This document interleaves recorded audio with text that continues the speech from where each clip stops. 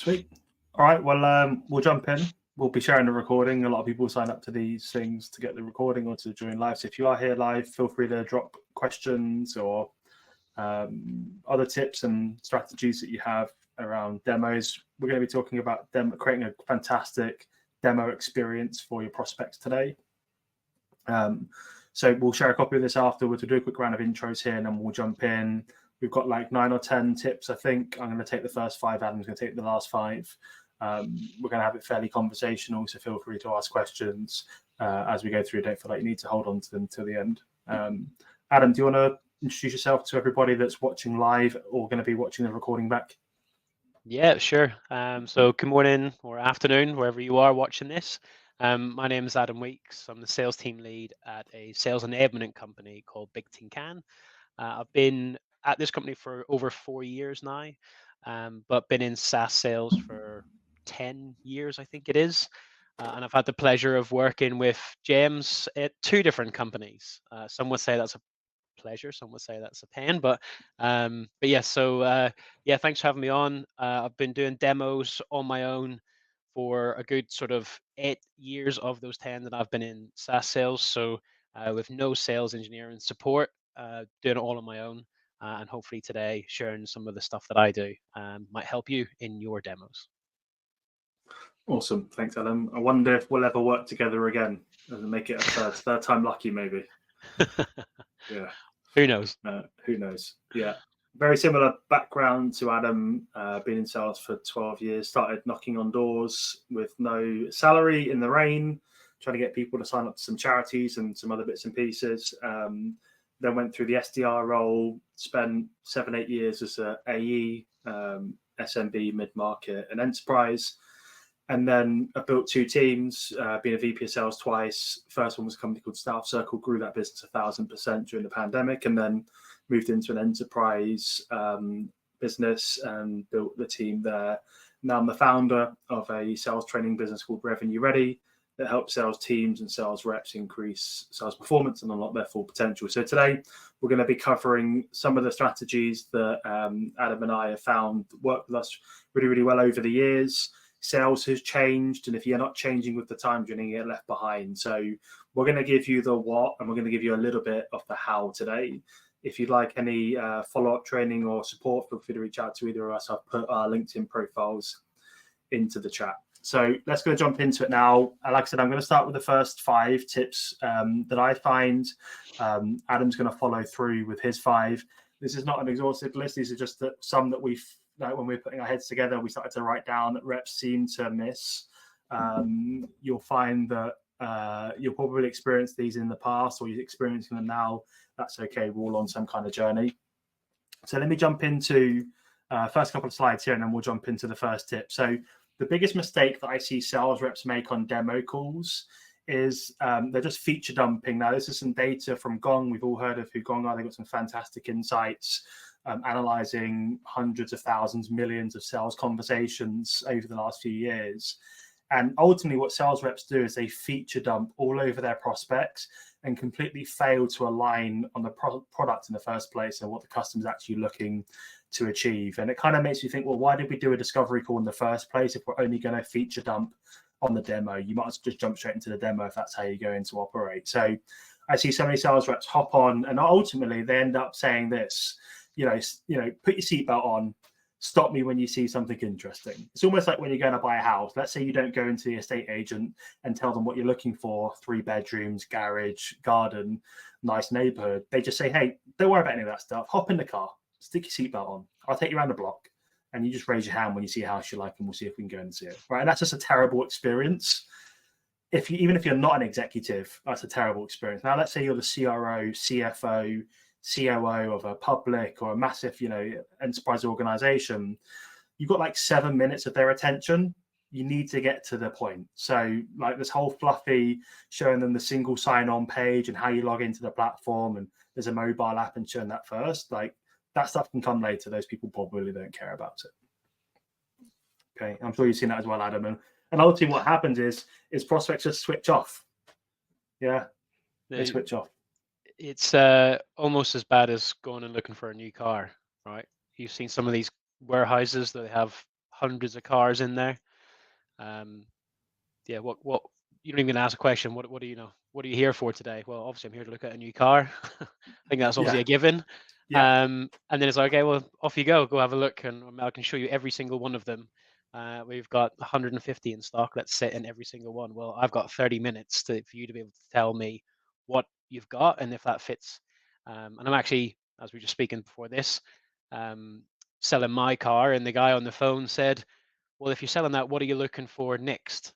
And I said, well, I'm looking for an estate. And he goes, I've got an estate. It's black. It's a BMW. Would you be interested? I said, yeah, I'm on your website looking at that right now. It was just that one question that made me open up to tell him what I'm after, and he knew exactly what he had to sell to me. So yeah, kudos to him. Rather than going, oh, we got this Lamborghini Urus for sale. Are you interested in that? Is that going to fit your budget? No, of course it's not.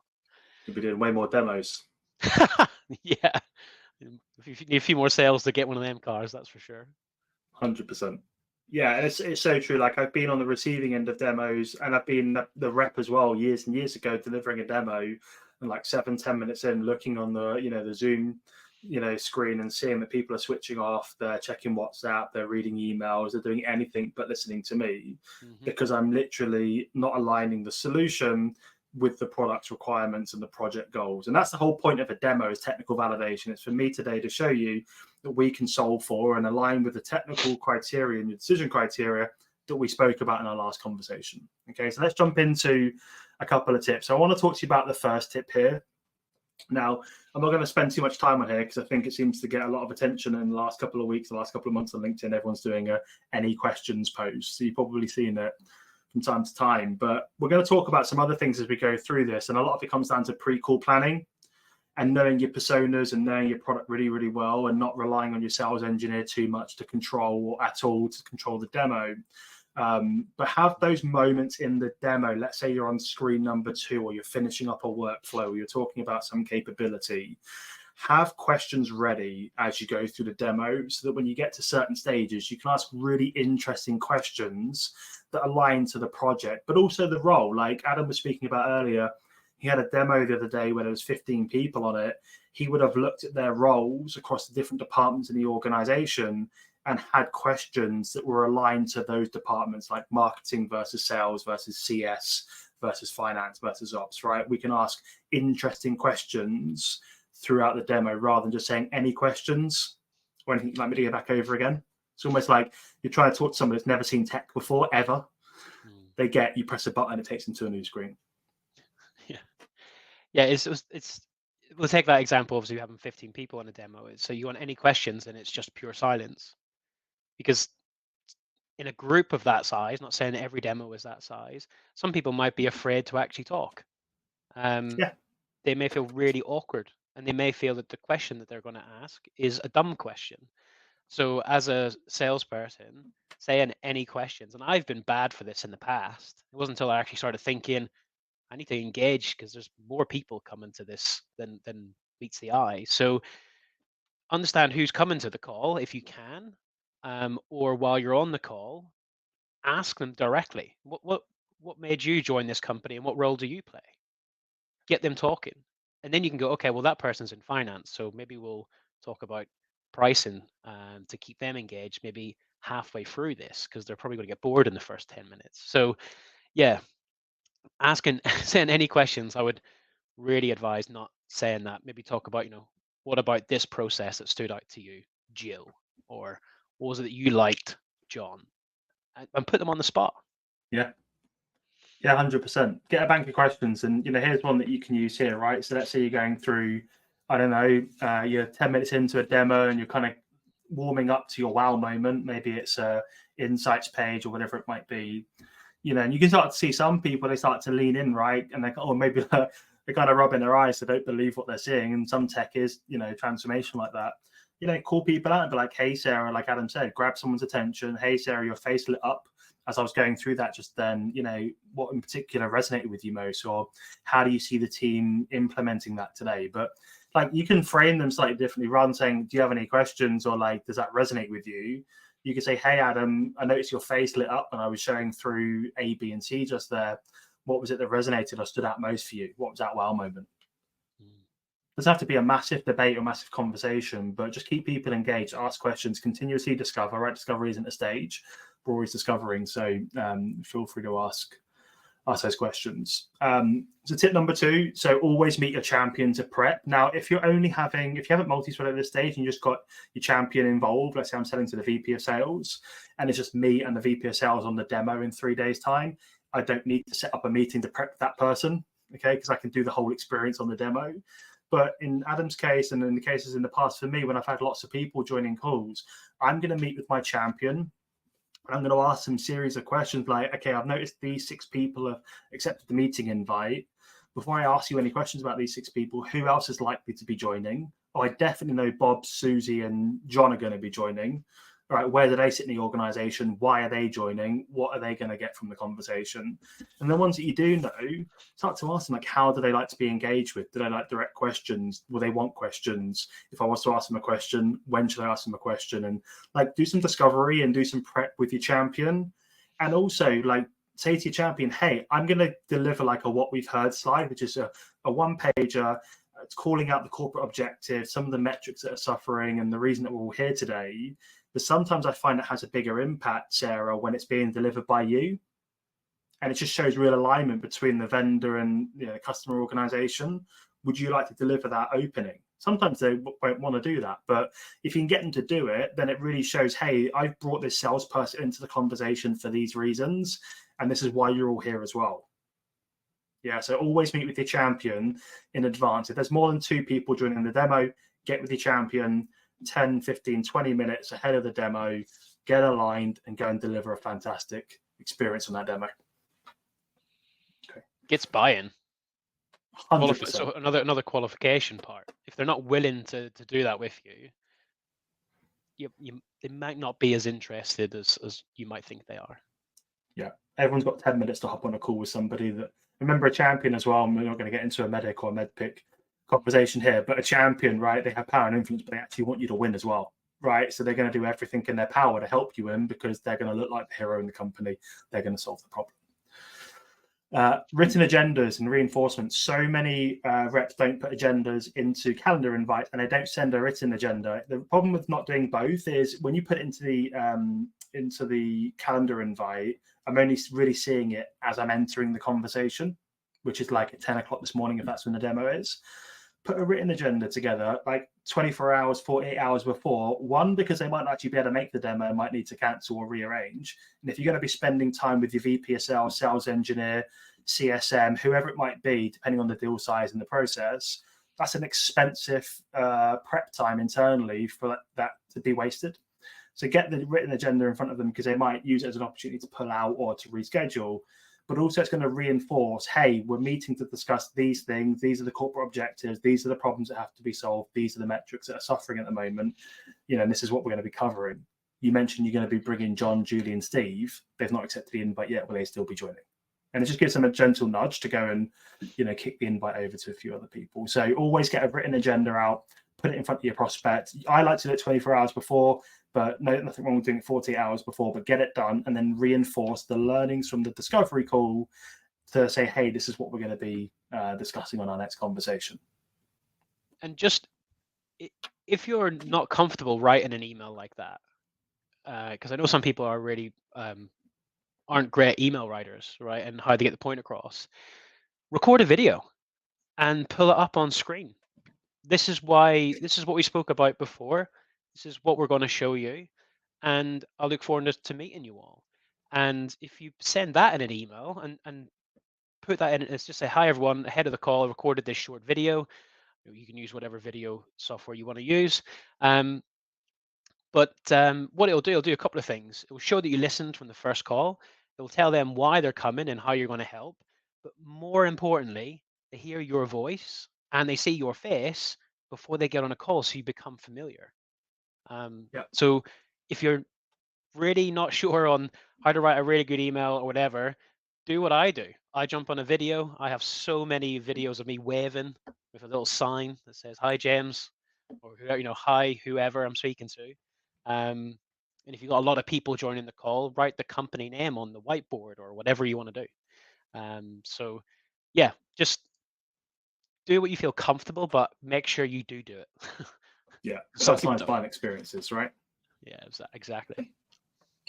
100%. Really aligned to tip number 3. So you got any new joiners coming up, don't email everybody, email them one-to-one. So let's say I'm on a discovery call right now and we booked the demo for a week away. And then over the next couple of days, I start to see different people from the same team or different teams, joining the call or accepting the meeting invite. What so many sales reps do that do actually send an agenda a day before is they'll copy everybody in to that email. Now, until you become a buyer, you don't really realize this, but when you receive one of those, you just assume that somebody's going to reply on the chain, right? So you don't reply and you're like, hey, I don't know this person. I've been invited to it. I'm not going to respond. Somebody will respond to say, thanks for sharing the agenda. And so many people in that email are going to think the exact same way. So that's one of the problems, is you won't get any engagement from that. But also, I like to do a one-to-one email because it lets me open that door after the demo to follow up. Yeah, so it's just a really natural transition. So don't have a template here, but that might be something like, hey, Sarah, I noticed that you just accepted the calendar invite, had a fantastic conversation with Adam a few days ago. Outline, like, these are the couple of the areas we spoke about. These corporate objectives are at risk. These are the metrics that are suffering that we have to improve. This is the use case we've discussed. Here's a teaser video. I wouldn't call it a teaser video, but here's like a 60-second wow moment video that we're going to be exploring on a demo. Anything you really want to get for the conversation. Now, they still might not reply, but they might reply by saying, yeah, I'm actually really interested. I was on your website and I'm really interested in this other use case. Do you think there's going to be time for that? There's not, but how about you and I hop on a call and I can run you through that real quick? And if they say no, then how about I do a quick vidyard over the top of it and satisfy your needs there? And then if you like it, we can book a follow-up session. So don't get lazy and email everybody. Take the time. If there's 15 people, if there's 30 people, I mean, that's an extreme demo. If there's 30 people joining your demo, send them all a one-to-one email. Just have a template, right? And just structure it and send it out to them so that after the demo, which Adam's going to kind of go through some bits later, you can send that follow-up email to them and it's not forced because you've done it before the demo. And I know you're a big fan of that as well, Adam. Yeah, I mean, yeah, absolutely. If it'll do a couple of things. It will show that you're doing your research, you're seeing who they are, what they do, what role they play within the company, so you can tailor your messaging as to why this is important to them. But another top tip, I think, on this one is CC in the champion, the person who's been facilitating this and put the demo together in everyone's calendar. It shows that they're on the same level, that you're not going over their head and you don't see them as a way to get to the next step up. You want to work together because ultimately that person might not be your true champion. I'm not going to go into that med pick thing, but it could just be an influencer that turns into someone who's actively selling with you all the time to all these different people. And it shows that this isn't another vendor demo. It's showing that someone actually cares and has taken an interest in making sure everybody in that demo gets the best from the 60 minutes they've got with you. Yeah, agreed. And also, again, you might find that one of those people that do respond, they come back to you with a competitor's differentiating, like, yeah, I'm really interested in looking at how you password protect ABC. And you know that you can't do password protect, and then there's only one competitor that can do that. And guess what? You're starting to sniff out and discover competitors' champions, and you can start to understand, do they have more power and influence in the organization over mine? What's the decision criteria? Again, we're getting into medic, but there's a lot you're going to learn from doing this exercise. So don't skip it. Don't get lazy. It's 100% worth doing. Okay, tip number 5. So pre-call planning. Like, you should not be going into a conversation, discovery call, demo, business case meeting, executive pitch, whatever it might be, workshop, without doing some pre-call planning. So I've put down a couple of ideas here. Again, this is not the full list, but it's just to get you thinking. So you definitely want to be listening back to the discovery call, because if you're super dialed into the discovery call, there's going to be things that you might have missed, body language, when you were talking about a specific pain point, and maybe when you were looking at the root cause. Maybe you missed something in their workflow that you can solve for. Listen back to that discovery call. There's definitely going to be something that you can find and then leverage in the right way in the demo. Prepare your what we've heard slide. If you haven't got a copy of this, drop me a DM afterwards. It's a one-pager, looks similar to this. These are the objectives we spoke about. these are the challenges, these are the metrics that are suffering. Just in case there's more people joining the call, it helps you align everybody on the mission, the project outcomes that we're looking for before we jump into a technical demo. Write a few questions. If you can start to see a lot of people are joining the call or different people joining the call from different departments, write down some questions and don't just focus those questions at the most senior person. Yeah, if your champion's told you that the economic buyer is John, the chief revenue officer, don't just direct everything to John, right? Direct it all to these other champions or other people in the buying group and get them on side, make them feel special so that you've got multiple champions rolling up to the economic buyer, and they feel like they want to go to bat for you. And then also if the economic buyer is joining, like, are you genuinely ready? You don't want to give that person the same experience that you would to like a champion or even like just a technical power user, somebody that's in the champions team. You're going to want to be ready to ask them really powerful questions. That might be going to the annual report if they're a large enough organization and discussing something really interesting that you found in the annual report. It obviously aligns to what your business is all about. So pre-call planning for me, and I know, Adam, you're a big fan of this and you've been doing it for a long time, is like have some things that are relevant to you. This might not be that list, by the way, but think, what do I need to be doing before every engagement, before every discovery call, every demo, every workshop, every business case meeting, every procurement conversation? Get ready, have that written down in front of you on a piece of paper or on a Google Doc or whatever, and then go and execute a fantastic conversation and be ready for it. Yeah, Anything absolutely. No, it's, I mean, it's all about the preparation, right? And the more you prep, the less likely you have of actually having things fall flat in your face. And that comes from, like you say, what you spoke about before, what they're genuinely interested in, the lead up to the demo. Like, are you having those calls? Are they giving you access to their time and their diary to help you prepare for the demo? Because yes, you could ultimately have the economic buyer who secretly joins the call at the last minute, and if you're not prepared to show that wow moment sooner rather than later, because they are here, it's probably not going to go well. Yeah, I mean, yeah, like I said, there's way more things to consider, but for me, it's all about that prep, and very much tell the team here, you need to prep like it's your last demo. And I know that sounds a little bit drastic. However, that could turn into a commission check that gets you a new car, gets you out of debt, gets you a house, or just gives you some spending money to go on holiday with, right? That's ultimately, I'm in sales to earn money, and that's what I want to do, right? So, there's plenty more. Yeah, 100%. Yeah, leave everything on the pitch. Prepare to go. Absolutely. Cool. All right. Well, those are the 5 tips I wanted to cover. Like I said, there's a lot more in the Sales University. There's 50 lessons, and this is just a very small part of it. But we're going to hand over to Adam now, so Adam can go through his top 5 that he sees, or 5 in general. So Adam, do you want to start off with tip number 6? Yeah. So save time and lock in next steps. Do not be leaving any call, any demo without setting up what next steps are. What I've really tried to do is, if we book in a 1-hour call for a demo, that demo is only going to last 40 minutes. I need to wow them within 40 minutes to make sure I have enough time to answer questions at the end or as we're going through it, which may move that 40 minutes into 45, 50 minutes. Then it gives me a good 10, 15 minutes left over to book in the next step. So maybe a follow-on demo of a specific point of the software, or we need to get next steps in to speak to IT, security, whoever that might be as well. So I'm not rushing at the end. And the best thing you could do is give your prospect who you've given a demo around 5 minutes back in their day, because they might be back to back and they might really need to go to the toilet, or they might really need a coffee because they've just had a newborn baby like we have, James. So we're having to rush and get more coffee to keep going. So just think of the time, make sure you get the next steps locked in, even if that's just a post demo call with your champion. Doesn't have to be with everybody. Just a follow-up call, something in that diary. Just do not leave the call without something. Massive.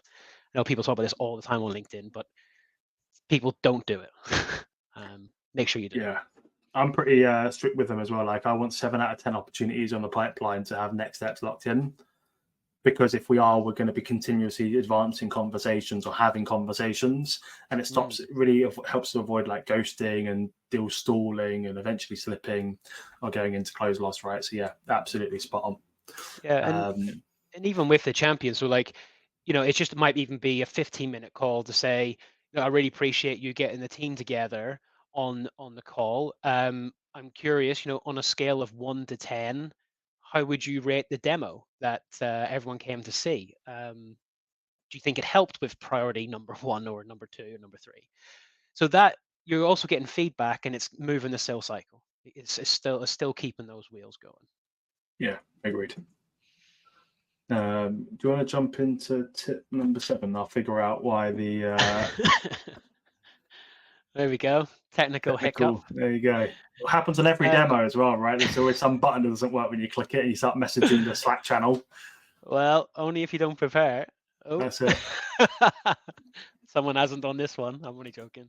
No, what this is basically it's a follow-up, right? So it's a follow-up email to everybody. Now, I don't just say hi all in an email, which you'll see. We'll share it with you after this as well as part of the follow-up.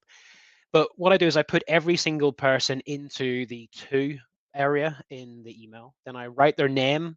So it's not just a hi all, it's hi James, hi Adam, hi Sharon, hi Phil, hi Jill, whoever it is. They're all in there, right? It looks weird, but people will go, did he copy me into that one? Where's my name on there? Because everyone loves to be included, right?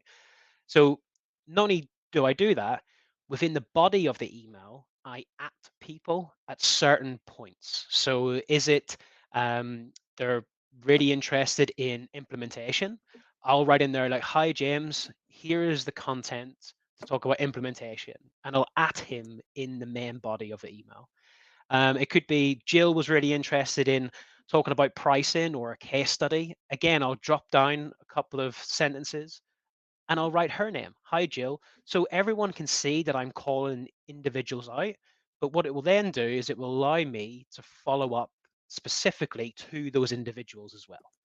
Hey, Jill, I know I sent this to everybody, but I just followed up with you directly about the case study I sent over. Is there any questions you might have? Again, it eliminates them thinking, oh, I have to reply. It eliminates, oh, I'm not too sure to reply to all in case I look silly. But it's just a really great way of identifying individuals that may have not spoken on the demo that much, but you're giving them what they need. And is it going to work? Yes, there we go. There we go. Hiccup sorted. It was there. It was the streaming software, but yeah, absolutely. So yeah, so this is it. Look, great to meet you all. We saw how this can drive better productivity and communications across the team. So I'm calling out the problems that they have and how we're going to solve them. And then as you can see with the blue ats, at Adam, at James, as shown in the call, I've included the case study about this, who increased productivity. Because I'm now, I can't remember the word I'm using, but I'm getting social buy-in that someone else has had this problem and I've got proof that we helped overcome them. And I'm singling out those two individuals because they might be the ones that is impacted the most. And then someone else have added on there. Obviously, being an enablement company, I get to use a digital sales room. So I can have everything housed in one link. If you're interested, give me a shout. Just plugging myself there. But no, if you're able to use digital sales room, perfect. It'll keep everything in one place, and also you can see if people are actually reading and engaging in that content as well. So make sure you follow up, and you may want to do something like this. Yeah, spot on. And we're just giving everyone my mobile number away, which I forgot to cover up. But there we go. Cold calls inbound. This is by far one of the most important things after you've done a demo. If you haven't done this before, you have to do it afterwards. And is send everybody a connection request on LinkedIn. Everybody. And just thank them for their time coming to the demo today. It shows that you're obviously expanding your network. You might be sharing stuff that they might find really interesting. But more importantly, if they share something, you can use that as report to build when you re-engage with them again. So they ghosted you for a few days or a week. They've just posted something on LinkedIn. like, comment on it, and then use it to re-engage again as well. So it's not just about thanking them, it's about using that intelligence after the demo to keep those people engaged, but keep you relevant as well. 100%. I can give you a real story about this recently. So I closed a deal recently with a sales organization to put their reps into the sales university. And what I've been doing for years is when I get an opportunity created with, let's say, the VP of sales, I go and start connecting with a bunch of AEs and SDRs in that organization because I want them to see my content. And every time I jumped on the call, like a catch-up call or a demo or whatever it might be, he was like, all I see in our Slack channels is copies of your LinkedIn posts. Is that you've got so many champions in the team, it feels wrong not to invest. Right. So I create this like groundswell or whatever, right? Like people are all talking about me in that sales team, in that organization, just because I've connected with them, like Adam saying here, people are like, oh, just connect with them on LinkedIn, right? But the power, especially if you're active on social, people are just going to start sharing that around, and it's going to make its way to the economic buyer, other champions, new departments, new teams. And next minute, it's actually a really powerful way of you differentiating from your other competitors because you've got other people in the organization that are fired up and they've become raving fans of you, right? And they start to trust you. So, obviously connect on LinkedIn is a no-brainer, but the reasons behind it, and do you do it every time? Most of the time, reps don't. Yeah. All right, tip number 9, Adam. Yeah, don't share everything up front. It's dating, isn't it? Sales is dating. You don't sort of you go full all in on the first date, do you? From day one, you want to start drip feeding all of the features. Well, obviously not feature dumping, but the benefits, the outcomes of those features. What I do not do, if the call is recorded, the demo, I do not send the full recording of the demo afterwards. One big reason is the economic buyer, your champion, or other people who might be interested in the software you have. If they couldn't come to your demo to spend an hour watching what you do, are they going to spend an hour re-watching the demo? The answer is probably no. So what I do throughout my process is I will share snippets, 1 to 2 minute videos of exactly what was of interest to each individual or an area that people find interesting. So in this example, you've seen I've called out 3 people in this email, and I've actually told each individual what video will be of interest to them. So James was interested in analytics. Here they are. Adam was interested in content upload. Here that is. And Jill was interested in sharing content and tracking engagement. So rather than scoping that into one big video of 10 minutes, bite-sized little chunks, and in the email telling them exactly what it is and why it's for you, will not only you give a really great buying experience, but you hit the points head on with those individuals, because they'll think, oh, Adam actually listened to me and I am interested in that part, and I couldn't remember what it was that it did, but now he sent a video. I'm actually going to send that on to Dave, who's the VP. This is how Adam's going to help us. 2 minutes, and you've got so much value there from people being bought into you. Yeah, 100% agree.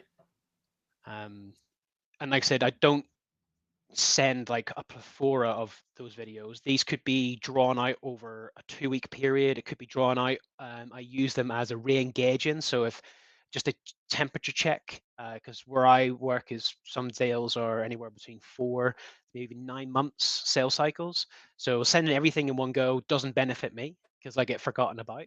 So with a post-demo follow-up, I can drip feed these videos of certain points of the software into their inboxes without disturbing them too much.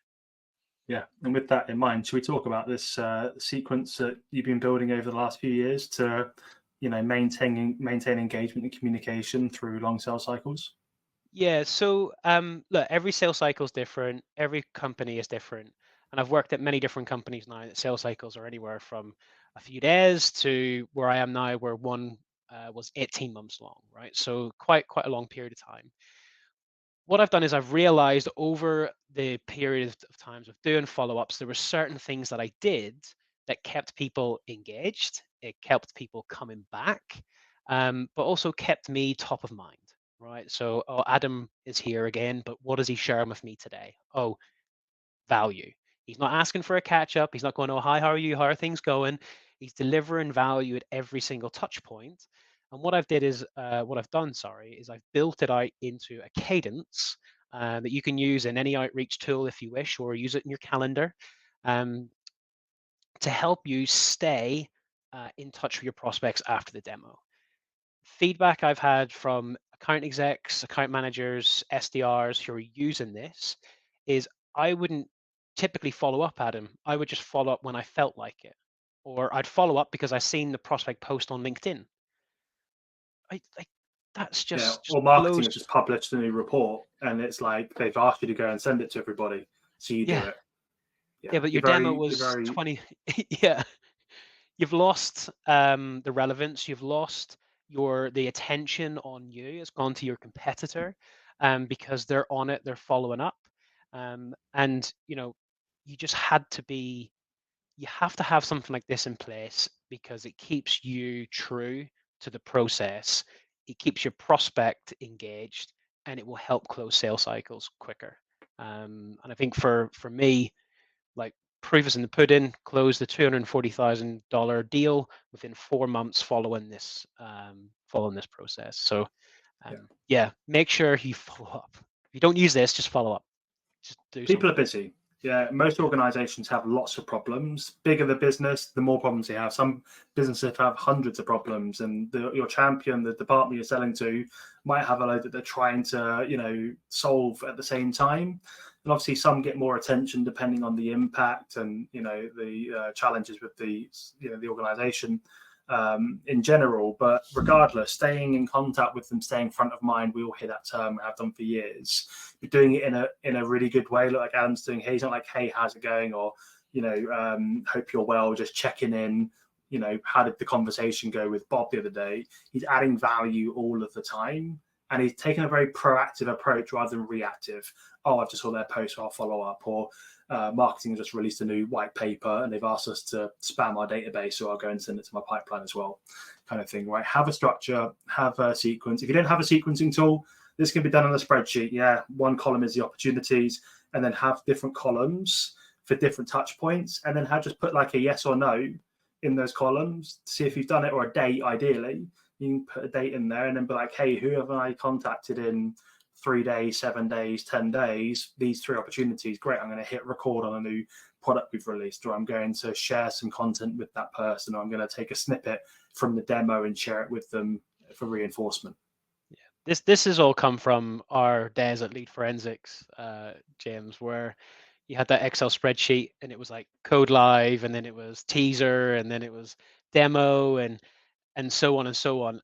This is basically just that, like 7, 8 years on, enterprise level deals, not small, sort of 100 MRR deals. You're talking 10, 20, 30,000 MRR deals now, and this is just to keep you in check, so you can tell your boss that yes, we've reached out to them, this is what we've done, this is the next step, I'm on top of it, makes you look good. But also it keeps your prospect realizing that, hey, Adam is here, he is providing information, and he's becoming more of a trusted advisor rather than a sales rep just keeps on pinging me asking when are we buying. So if you need any more questions or anything, just reach out to me on that. Yeah, 100%. Yeah, and I think there's a comment or a message in the chat. Someone would like to see a copy of the sequence, a bit blurry. Oh, nice, cool. Yeah, you can send them over to him. I don't mind. Yeah. Do you have a link to share? Let me grab one. Just while we wrap up here, guys, if you've got any questions, feel free to drop them into the chat about pre-demo. So any tips or strategies we might have before a demo, during a demo, post-demo, anything that's going to help you deliver a better experience for your prospects during the demo phase of your sales process. Where is the chat? Might look different for you. Do you want to drop it to me on there you go. WhatsApp? Chat with everyone in this studio. Dropped it in there. There you go. That'd be cool.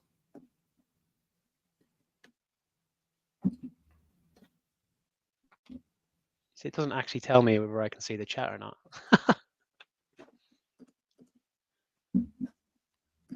That is, let me do this. I'll copy that for you. Just on the post-demo follow-up, it's tailored to the sales cycles that I've ran. A couple of people have said, hey, look, this is maybe too long for my sales cycles. That's not a problem. It's not designed for every single individual. It's a guide to give you an idea. You can then tailor that to how your sales cycles work. So just take a read through it, really understand what it is. There's a lot of pages in there. The cadence is actually in there as well that you can use and read through. So yeah, any questions, feel free to reach out to me on LinkedIn or reach out to James and we can set up a call if needs be. Yeah, 100%. And if you're trying to advance new skills, the market has changed over the last few years, and a lot of sales training only really covers the what, not the how. So if you need some help and you want to access some more training, head over to my website, go to the Sales University. You can access 250 sales training lessons from prospecting, discovery, demo, business case, multi-threading, closing strategies, and some other bits and pieces there. So look, we'll hang around for another couple of minutes. Feel free to drop some questions into the chat if you've got any.